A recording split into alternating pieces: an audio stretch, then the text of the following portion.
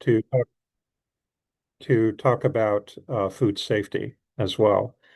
These don't get the headlines, perhaps, that the yields and production values do, but I consider them to be very important and also very vulnerable to climate change. So with that in mind, I'm going to see if I can move there we go.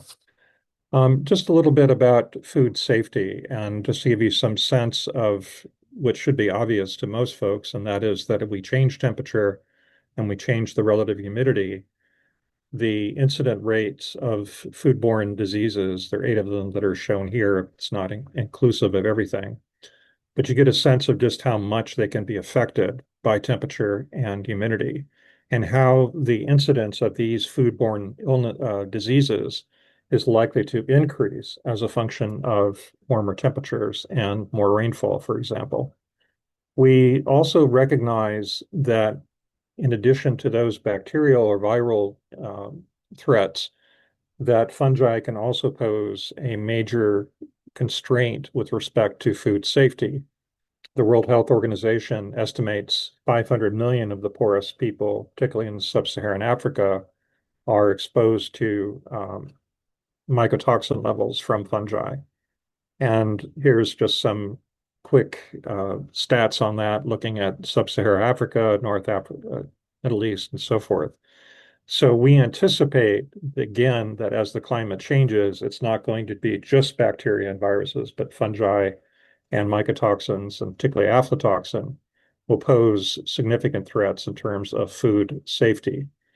And to give you some sense of this is some recent data looking at temperature, carbon dioxide, and rainfall.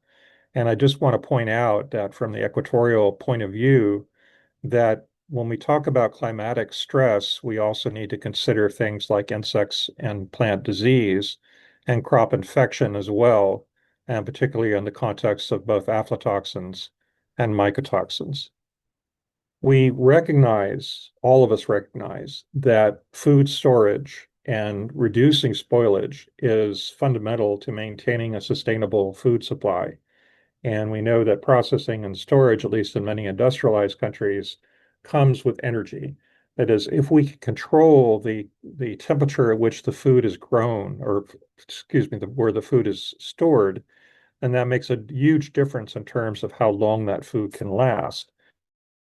In the case of looking at climate change, however, we see that there are disruptions, and particularly in industrialized countries, to the electrical grid, that those are reflecting the extreme weather that's going on that's associated with climate change. And that, of course, when you have these kinds of extremes, you're going to pose a increased vulnerability with respect to food safety, to the pathogens that we've already talked about. If you go to Ghana and you go to other Sahelian regions, we know that mud silos are one of the ways in which the food can be stored. But what hasn't been, to my knowledge, really examined in depth is how will this current effort, this current infrastructure, how vulnerable is that to extreme events? And does that vulnerability affect the sustainability, the quality, the safety of that food going forward? And those are, I think, fairly important questions. So to just summarize very briefly, we know that temperature and humidity have a strong influence on pathogen contamination, both bacterial and fungal, that it can affect where those bacteria grow and the rate of infection. We also recognize that what was perhaps good food storage practices in the past may be insufficient for the future. And we recognize that in turn, that warming and additional rainfall can pose unique threats to contamination and to health. So I think this is an important point that doesn't get a lot of attention in relation to food security and climate. I want to now focus a little bit more on the quality aspects of this, the nutritional aspects of this. We recognize how important plants are in terms of nutrition, but they're also important in terms of medicine. And the two sometimes are very linked together.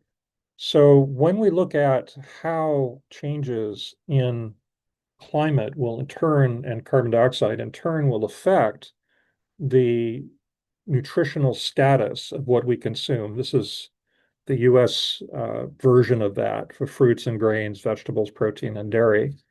But everyone has some version of this that they recognize, no matter the country, they recognize this as being optimal in terms of nutritional profiles. So, in looking at nutrition, I want to sort of give you a sense of one aspect of the increase in carbon dioxide that doesn't get talked a lot about, and that is the direct effect it has in terms of plant biology. We recognize, as I'm sure you all do, that there are certain resources that plants need to grow. They need water, they need nutrients, um, they need sunlight, and of course, they need carbon dioxide. And we recognize that the plant kingdom evolved at a time when carbon dioxide was much higher than it is today. And so this rapid increase that we've seen, over 100 parts per million in CO2 in my lifetime, is not only associated with increasing temperature, but it's also associated directly with plant physiology. And so back in the day, back in the 1990s, I was the project leader for global climate change at the International Rice Research Institute and worked throughout Southeast Asia looking at how climate would affect rice. And we began looking at warmer temperatures and increased carbon dioxide, not just in terms of yields, a very strict agronomic perspective, but also in terms of things like protein. And to our surprise, what we found was that for both wet season and dry season, for the rice that we were growing, which are just standard semi-dwarfs like IR8, we were seeing that the percent protein actually declined with more carbon dioxide. So from 10% ambient carbon dioxide at 9.3% with more CO2, and similarly for the dry season. So that was kind of a surprise to us. We were getting higher yields, but in fact, the protein levels were starting to decline. And we have continued this work for a number of years, looking both indoors and growth chambers where we can lower the carbon dioxide to values that simulate the CO2 value concentrations back from the 1950s, 1960s, but also working at Tsukuba in Japan with what's called a free air CO2 enrichment system, or FACE system, where you're pushing carbon dioxide into the center of the ring in order to elevate CO2 to see how the rice plant would respond to future CO2 concentrations. So we've been doing this for a while, and we've seen consistently for the last 30 years for a very, very broad variety of different rice lines that, in effect, increasing carbon dioxide or future levels of carbon dioxide can reduce the protein concentrations in rice. And given the how widely distributed rice is and how many people depend on it as a calorie source, this has obvious implications in terms of human health. So here's a list of 18 different lines. Some are japonicas, some are indicas. I think there's one or two hybrids mixed in here, but they all basically show the same thing, that as you look at carbon dioxide in the future, the protein levels will go down.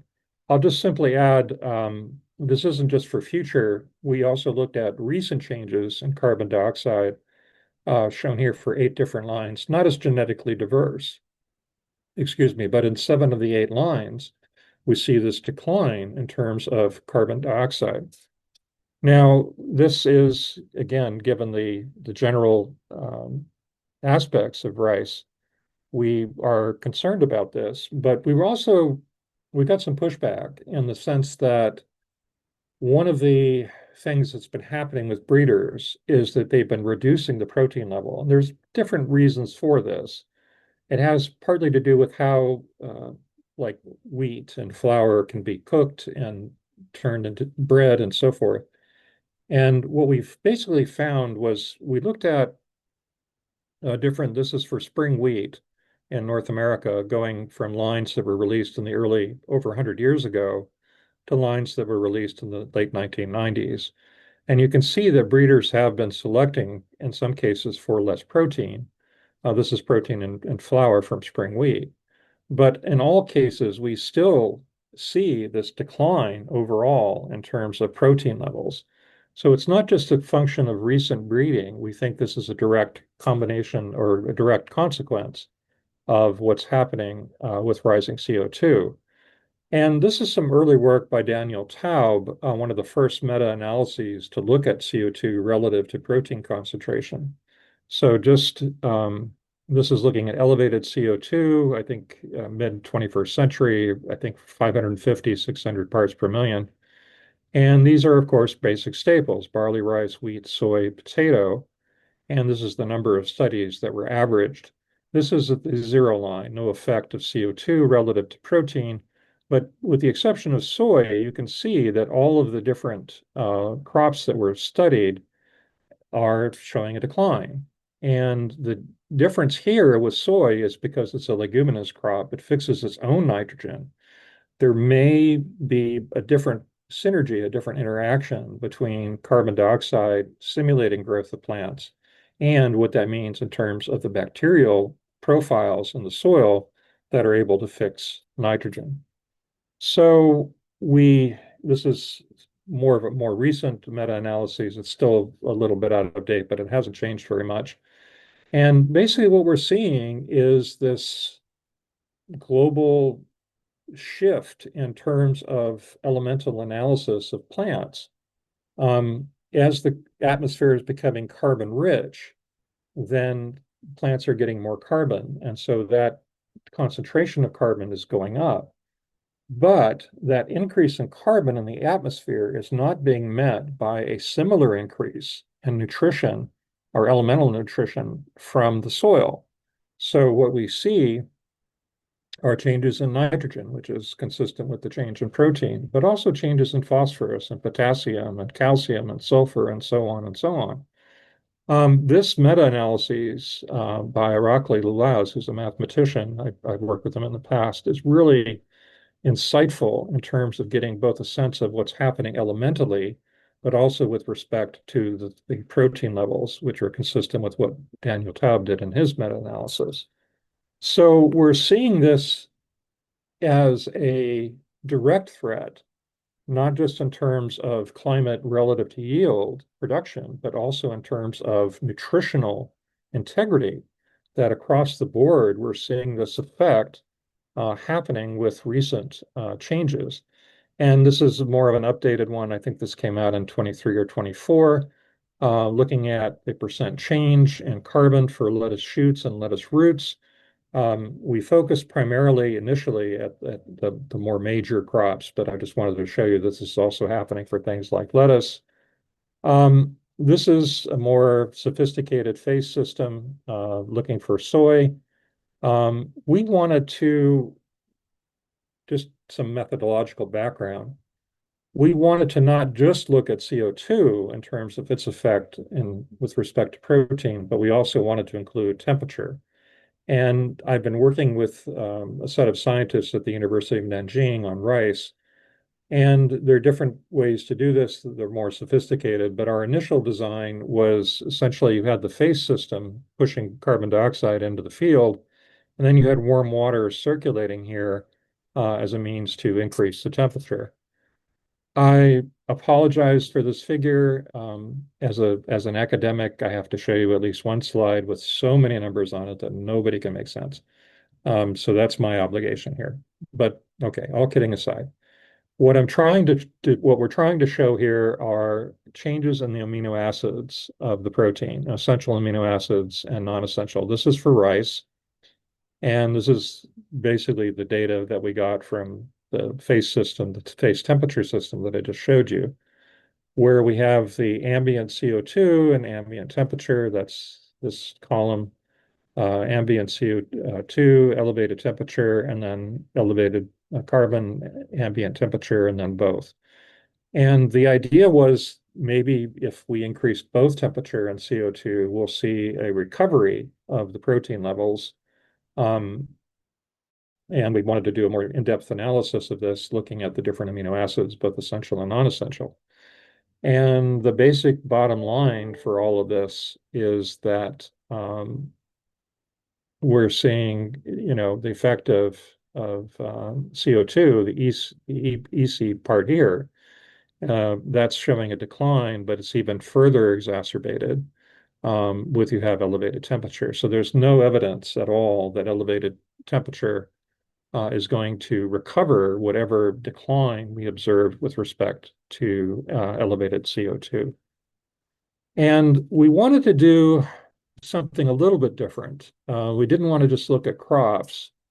I wanted to sort of expand this, and this is some really, I think, very elegant work that was done by Augustine and Blumenthal.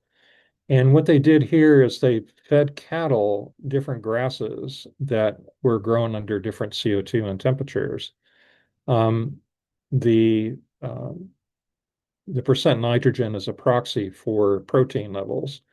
And so what they found was the grasses that were being grown. Again, this is ambient CO2, ambient temperature, the control, higher temperatures, and then these are both more CO2 with and without temperature. So again, temperature doesn't do much, but CO2 certainly declines the percent nitrogen.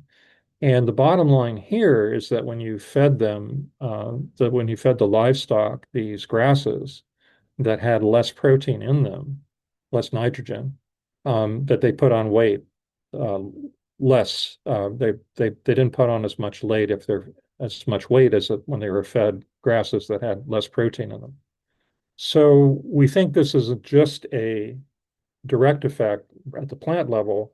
But of course, as you feed the plants to livestock, there could also be an effect in there as well. Um,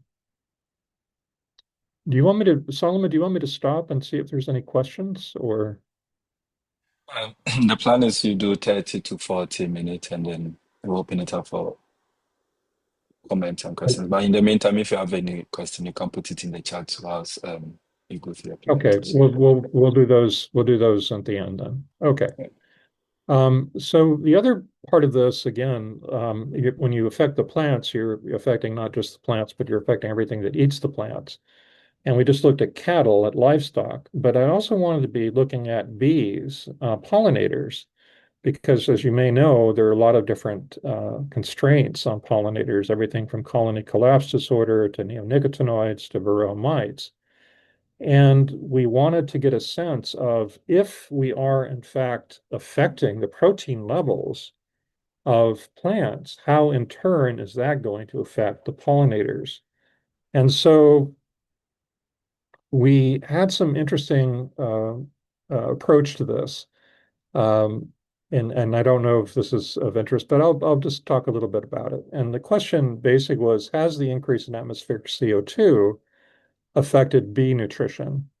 And so I need to give you a very quick course on bee nutrition.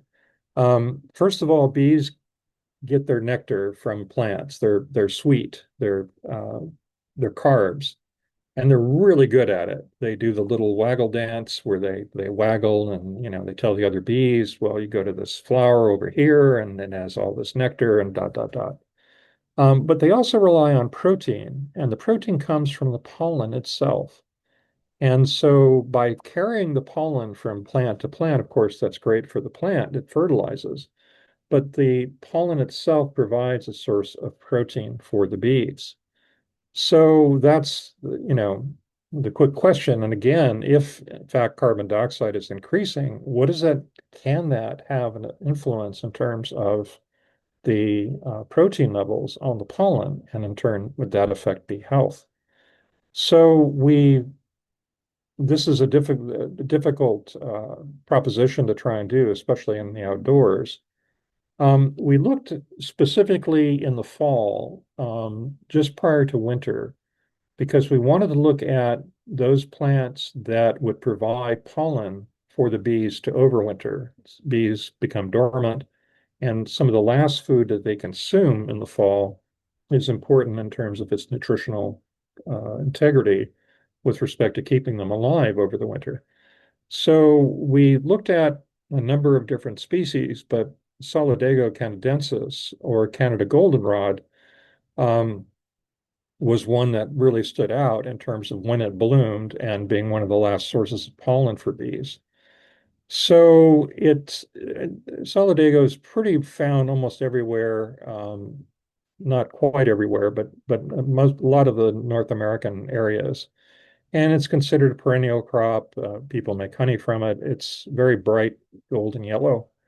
Um, so we wanted to get a sense of what's happening in the field. And this was some work, Clark University in Massachusetts. They took the empty field here is 25 meters by 25 meters. And what they did is they mapped it out. And here's the Solidago is the light blue. That's the Canada goldenrod. And although it has a different species name, it's Alamissa, but it's still canadensis.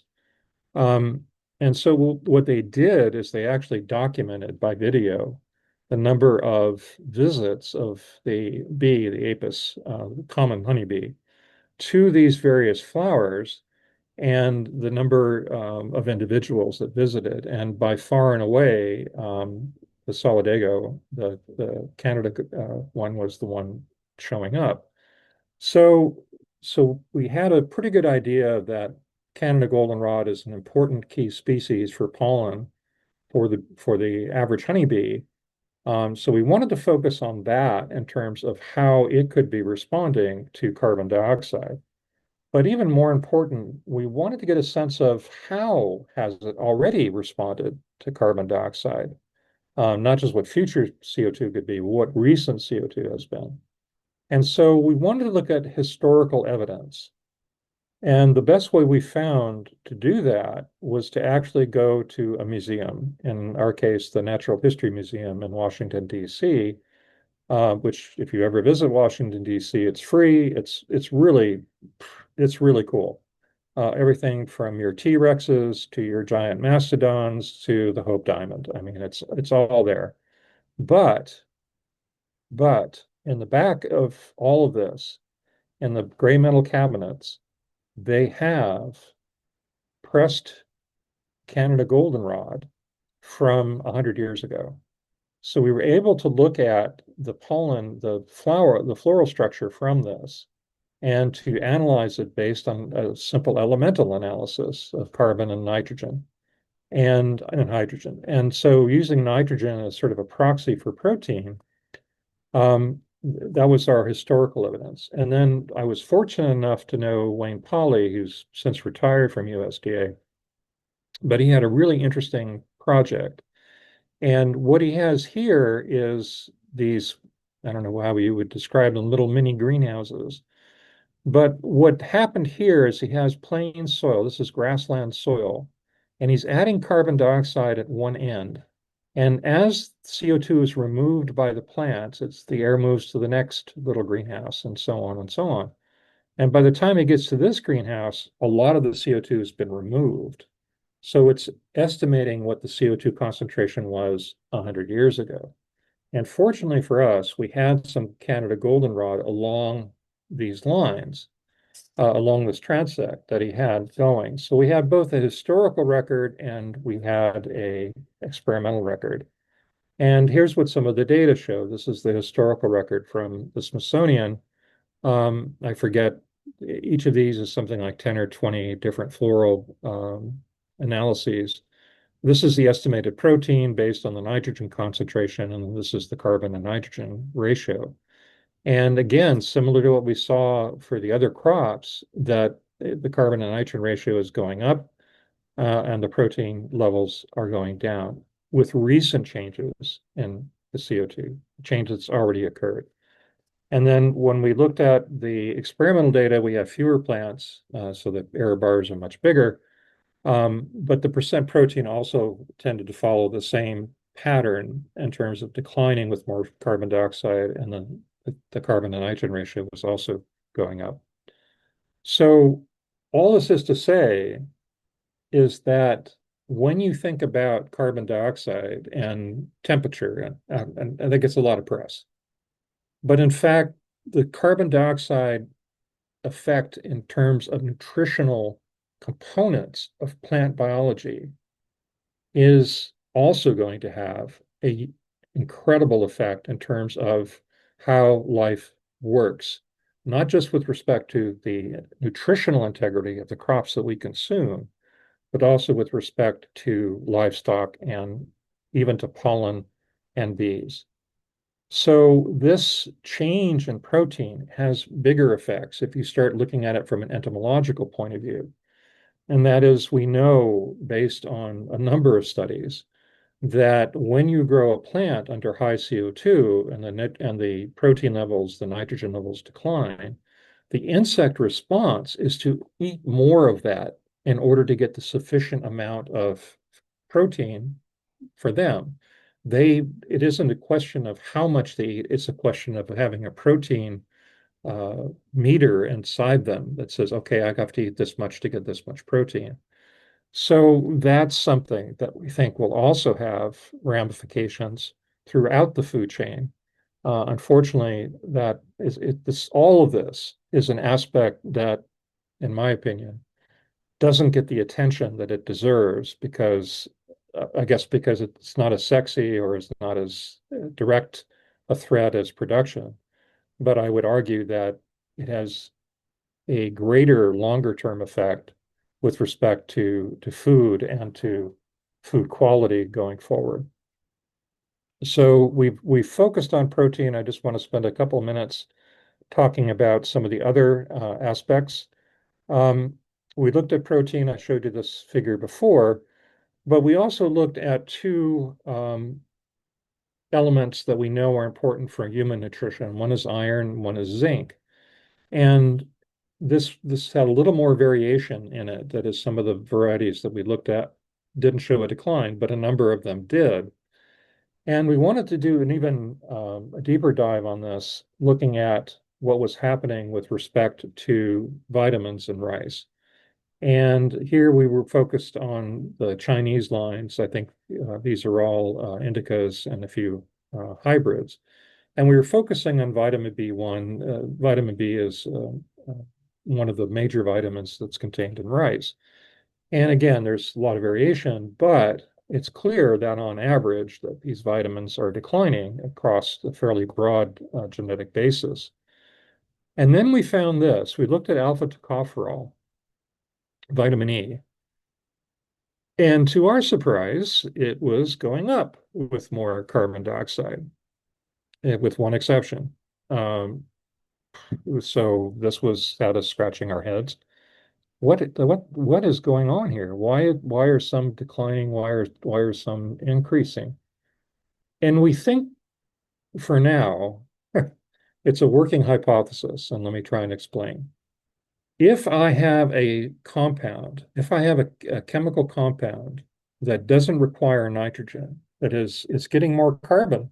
Remember, it's getting more carbon from the air. So their plants are becoming carbon rich. If I have a compound that doesn't require nitrogen or phosphorus, then that compound may go up. And in fact, tocopherol here, the vitamin E, actually went up. It has no nitrogen in its chemical formula. But other vitamins that have a lot of nitrogen, in fact, the case of vitamin B9, folate has 22% of its molecular weight is nitrogen, and it went down. So we think that if I have a secondary compound that needs a lot of phosphorus, a lot of nitrogen, then it may be shifting. Whereas other compounds that, like lignin and tocopherol, that don't require a lot of N, may be going up. And with this in mind, we think that there's this resource use hypothesis. This is not new. We didn't come up with it, but it's this ability of plants to be flexible relative to their environment. So, for example, if I have a soil that's high in phosphorus, we find that those secondary compounds in the plant that require phosphorus tend to be more of those compounds. So we think this is a firm possibility of a definite maybe. I'm not going to say it's written in stone. It's based on a tiny subset, but it's consistent with what we know about the resource use hypothesis. There's another aspect of this as well, and that is when you start looking at nutrition, you can see it through an income lens. So that if we have countries that are poor, that are basically eating a lot of rice as a higher percentage of their diet, then they're going to be more affected by any CO2 induced change in protein. And that's what this is. Reduction in rice-derived protein and minerals, the mineral deficit of iron and zinc, vitamin B complex changes.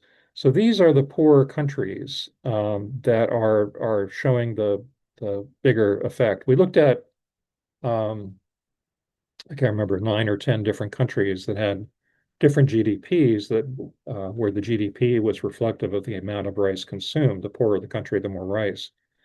And, the exception, of course, being vitamin E, tocopherol, where it's the opposite. So we did some early modeling based on some of the data that I've shown you, looking at protein, iron, and zinc, because those are the three metrics that we have a fairly broad base on. And I won't go all through all the machinations of it, but basically looking at it for 2050, mid-century range, we're seeing different shifts with regard to the CO2 effect of nutritional consequences with regard to protein and iron and zinc and so forth. And there's more work that needs to be done on this. This is Beach et al. But I'll just show you maybe more specific for African crops. Looking at legumes for peanut to cowpea, looking at the percent N decline with increasing CO2. This is looking at sweet potato, again, looking at the different CO2 concentrations and the percent protein declining again and the percent carbs increasing again. It's again that same balance of protein versus carbs. This is some work overall general for looking at ambient and elevated CO2. This is total starch. Again, they're becoming carbon rich with more elevated carbon dioxide and protein poor with more elevated carbon dioxide, and then the sucrose levels are slightly declined. So these are some of the references. And by the way, I'm happy to send you a copy of this presentation when we're done. So that's more of a focus on what's happening in Africa. There's still obviously a great deal that needs to be done. Here's some of the early estimates that we put together for the crop, for the protein, for the iron, for the zinc. This is looking at the representative concentration of 8.5, where we anticipate 540 parts per million CO2 by 2050. It's at the high end, but you know we're sort of wanting to get the worst case scenario out there. And these do not include some of the more recent studies, more of an older analysis. Right, and the importance of rice in this, I think, is something to consider as well, in terms of West Africa and certainly in Madagascar. It's the second most important source of calories in Africa. And this is work by Dong et al. Looking at total protein, and again, similar to what the Daniel Taub meta-analysis, number of studies. This is the zero effect. Here, what they're doing though is looking at a number of vegetables, and so you could see it very much species specific, although there's almost across the board a consistent decline in terms of overall protein levels. This is more recent work that I did with Irakli, looking at carotenoid production. Again, there's some initial, a lot of variability, but there's some initial responses showing that more CO2 can also have a negative effect on carotenoids. And then I just want to focus on this just very quickly. We talk about climate change as future, as it's going to happen in the future. And I think it's important to recognize that it's already happening. And perhaps the best paper that I can think of in this regard is actually related to soybean and looking at linoleic fatty acid composition, and alpha linoleic acid. And basically, what it's showing you is that it's already getting warm enough in the southern part of the United States that the ALA levels are starting to decline. And as a result of that decline, the nutritional quality of the soy relative to ALA is declining. And again, this is, it's hard to articulate how important this is when there's so much focus on other aspects of climate change. But again, I would argue that this is extremely important. If you sort of sum it up, the change means an additional 1.6% of the population, 150 million, will be at risk for protein deficiency by 2050. Folate, magnesium, iron, zinc, and copper. And then just more recent work, because I'm a caffeine addict, we know that caffeine is, um, sorry. We know that caffeine has a lot of nitrogen in it. Okay. And if our hypothesis is correct, then that then caffeine should drop because it has a lot of nitrogen. So we did a study looking at CO2, recent 300 to 400 parts per million, and then 500 to 600 parts per million. And yeah, that's overall for everything. And then we got into, and then it starts to get a little icky. We looked at Arabica, we looked at Robusta. Robusta definitely is showing a CO2 influence, but Arabica was, we looked at three different Arabica species and they were all over the map. So much for a working hypothesis. But you see the point, I think, that carbon dioxide in and of itself is likely to influence everything from the protein and the pollen that the bees consume to caffeine and what's happening with that. So just briefly, and this will be the almost the last slide. This is the kind of work that we need. What's the impact of rising CO2 on nutrient density for other African crops? Please, can we look at that? What's the scope? Is it regional? Is it community? What are the baselines that we need to put to genetics? Can we begin, as we saw in the iron and zinc variation among the rice lines, what kind of variation is there? What's the basis for that variation? How can we begin to exploit that variation as a means to maintain nutritional integrity? How do we approach management? If leguminous cover crops, can they increase soil stability, policy? What about having a government that will pay you more as a farmer if in fact your wheat or your rice or your whatever has a little bit more zinc in it or a little more iron in it? Can that be a policy? There's so much that can be done here. I don't want to, I'll skip through this part. And then just do a summary that there's a lot of data, not just from us, but all across the map, indicating shifts in carbon and nitrogen, and then this imbalance that's happening of carbon rich and nutrient poor. The best data we have a little bit of data for vitamins and rice, but the best data are for protein and microelements. And I really want to emphasize this. This isn't just about people. This is about the globe as a whole. I mean, if you're starting to reduce the nutritional content of plants, how does that affect insects? How does that affect birds? How does it affect all the different food chains? And then finally, we're looking at the tip of what's happening here. What about food allergies? What about medicine? We we use plants for everything. If I use plants as a means to keep mosquitoes off me so I don't get malaria, are the chemicals in that plant being changed by the increase in CO2 or by changes in climate? And does that affect my ability to contract malaria in the future? Anyway, I'll stop there. I'll stop sharing. But I teach an entire course on this. So I had to really pare down everything. Um, but I hope that you get a sense of just how important this is, just separate from all the other stuff about climate change and the end of the world. But there's a lot here that really needs a deeper focus and a lot more research that needs to be done. So thank you for your attention, and I'm happy to answer any questions on. Thank you, Dr. Ziska, for such a wonderful presentation. And like I mentioned earlier, you can either put your comment in the chat or raise your hand where you'll be allowed to ask your question. Okay.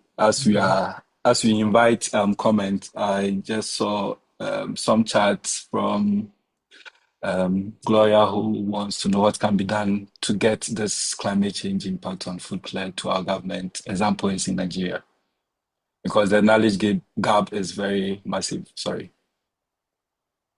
So, do you have any thought on engaging stakeholders to drum home this I impact? Yeah, I think that there's an immediate need for looking at the current infrastructure, particularly for some of the early stuff I mentioned relative to food safety, and making and seeing how vulnerable that is relative to extreme events where you have an extreme flood or you have a drought or something along those lines. How does that affect the safety of the food?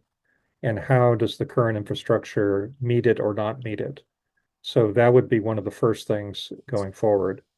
Um, I think the other thing is to increase genetic diversity of what is currently being grown, particularly for subsistence farmers. I think there is a need to invest what I call, I'm a little bit weird in this, but bear with me. I call them living seed banks. I know seed banks are where you take the seed and you store it, and that's fine. But when you store the seed no longer evolves and no longer adapts. I would like to see an area, a region of each country where you have diverse, as many diverse lines of corn or soy or black-eyed peas or bambara, whatever, that as the climate is doing this, you can begin to start selecting for what you already have, um, and trying to optimize to maximize your minimum, if you will, to look at what is available and say, okay, well, this variety may not be the best variety if given the uncertainty that we face. And I think the best way to do that is through a living seed bank, not a storage seed bank. Anyway, that's just me. Um, anyway, those are just a couple things. I'm sure that there's plenty more that you guys can think of. Um, Thank you, Dr. Ziska. Godfred, may I allow you to It, ask your question?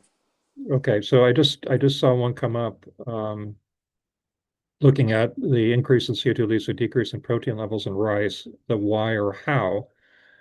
There's different rationale for this, but in its most simplistic form, and again, this is a very simple explanation, what we're seeing is a dilution effect. That is, that when you're growing plants under higher CO2 values, they don't invest as much in things like Ribisco and other enzymes because with more CO2, there's not a need to.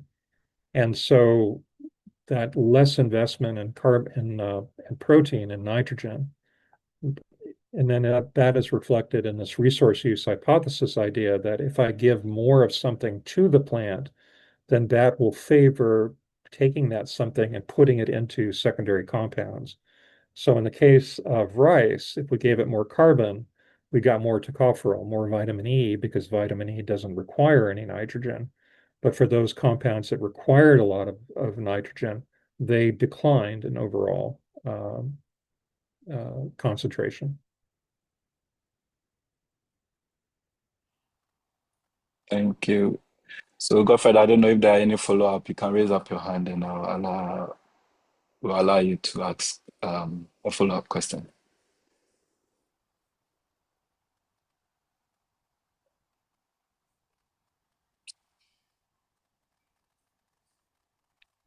Mm. Okay, if there are Oh, no more, there's a hand up. sorry. All right. Fred.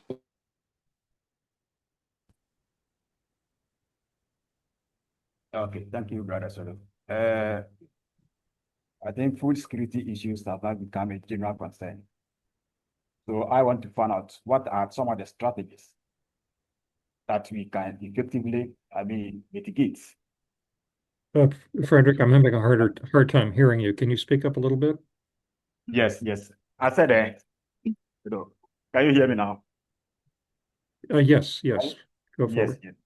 I'm asking for some of the strategies that we can effectively that can effectively mitigate climate change impacts on food security. Some of the strategies, other technological strategies, or what kind of strategies that can mitigate these security issues. Yeah, I don't, it's hard to prioritize what would be the first steps going forward. I think that diversity, genetic diversity is key. I think soil resilience is key. But other things related to food safety and uh, storage and sustainability, all of these things are critical. And obviously, I don't think that there's been enough done in this area. And I think it's going to be something that we're going to pay a high price for because we're not spending the research and the investments that are necessary in order to do what we need to do. Thank you. So I have one question also. And Yes. I mean, it was surprising to see that warming is leading to reduction in the nutrient of the key crops of interest, particularly in our context. And I would like to know what's happening in terms of the research space, in terms of understanding this impact of warming on food nutrients. I wish I could give you more definitive information on that, Solomon, but the honest answer is we focused mostly on the major grain crops, but there's a lot about the other crops that we just don't know yet.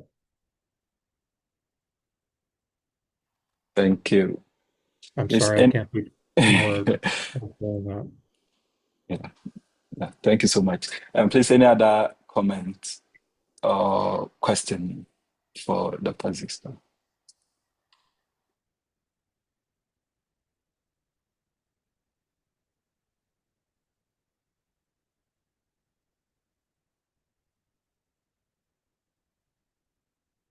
Well, It thank seems you for. that you Oh, you did a good job by letting everyone understand.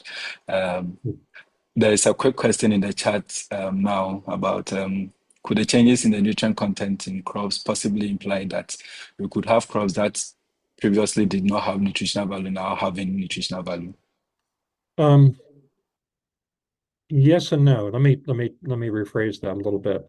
We spent some time in China looking at a specific crop called Artemisia annua. It's not a crop that you consume, it's a medicine. It's a plant-based medicine that's used for artemisinin combination therapies or ACTs that are used to combat malaria. And the artemisinin, the medicine, the chemical in the leaves, is a carbon compound. There's no nitrogen. And what we found was that recent increases in CO2 have increased the concentration of that medicine in that plant. So that is a benefit in terms of now being able to grow that plant with more carbon dioxide in a greenhouse and produce more of that chemical as a means to fight malaria. So when we talk about it as a nutritional content in terms of protein, but we also don't what we don't have a good handle on yet is for plant-based medicines, some of which may increase in their potency as a result of rising CO2. Um, for what it's worth, you all recognize cannabis, marijuana. THC, tetrahydrocannabinol, and is the active ingredient in marijuana. And trust me when I tell you that if you go online and look at how carbon dioxide affects marijuana growth, all of them will tell you that THC increases. because it doesn't have it, we think, because it doesn't have any nitrogen in it. It's one of those things that would respond positively to more carbon dioxide.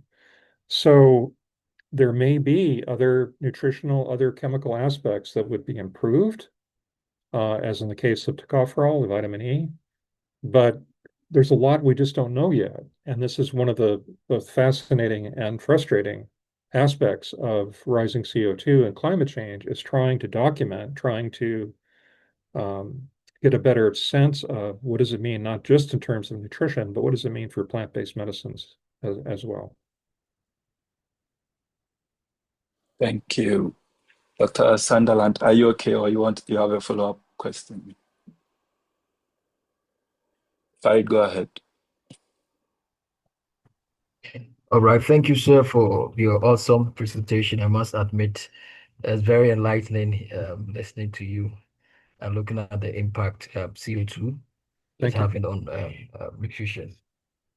But my question has to do with if there are any collaborations you're looking at here in Africa, because even though Africa, in terms of emissions of CO2, happens to be the least, in terms of consequence, we suffer the most.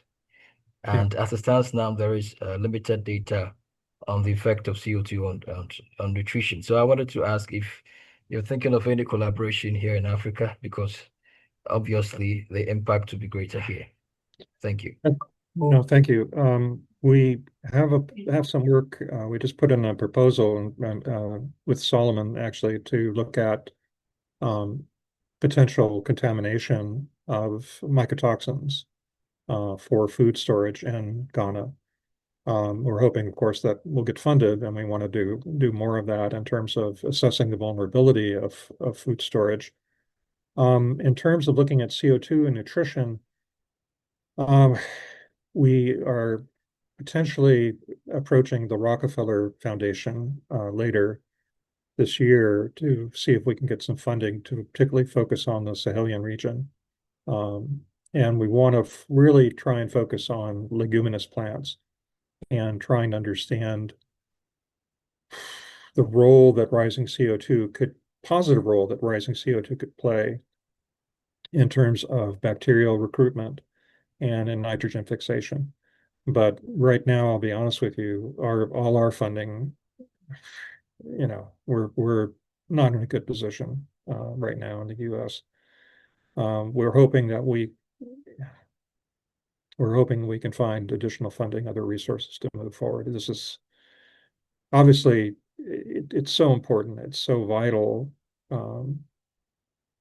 because food is, I think, from my perspective, food is the great peacemaker.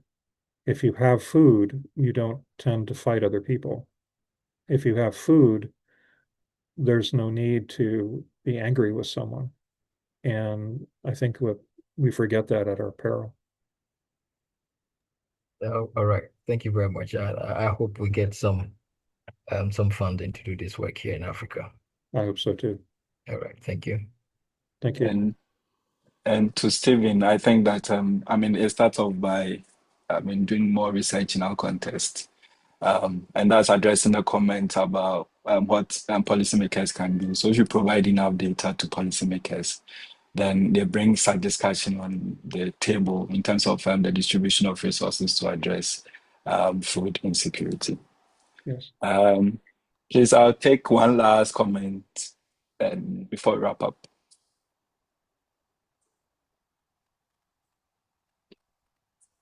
It looks like in the chat, how can policymakers in the area of climate change help address food insecurity as well as malnutrition in the face of climate change? Oh, wow. It's a great question. It's a very, very difficult question to begin to answer because I don't think there's any one strategy going forward that policymakers can do. I think perhaps this is my suggestion. I think one of the first thing policymakers could do is perhaps to or talk to the growers and talk to